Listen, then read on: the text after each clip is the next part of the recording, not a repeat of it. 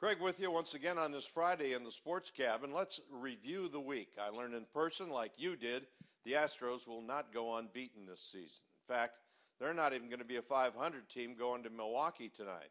But for those of you who loved the Astros of 2 or 3 years ago, you saw them again the last two games.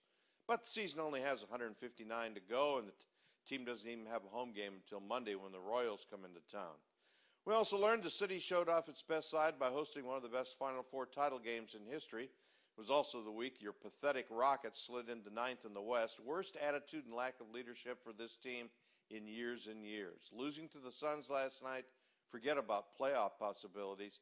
That should have relegated them to the D League.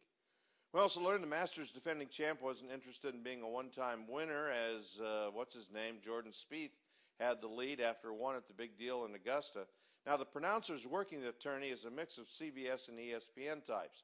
For instance, Mike Tirico was at Butler Cabin doing the intros and some of the interviews. Why would you put guys indoors at the world's most beautiful course? Well, I think it's because CBS doesn't want them to be seen in public. Tom Rinaldi does the post-round interviews and called Shane Lowry, who was at -4, Shane Lowry of Ireland, Shane McLowry. Because he's not Irish enough? You got one job, you sit around for about an hour and a half waiting to do an interview, and then you get the guy's name wrong. Now, I don't want to take Tom to the woodshed for one error, but seriously?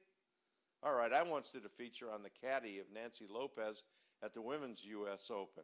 She was great in describing how helpful the guy was. I, of course, a total pro, forgot the guy's last name.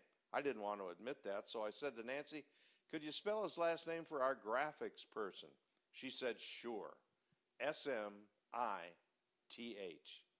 really wish I hadn't asked, but I got it right eventually. And we're still searching in Augusta for any patron who would yell, get in the hole. This is Craig Roberts on Click 2 Houston.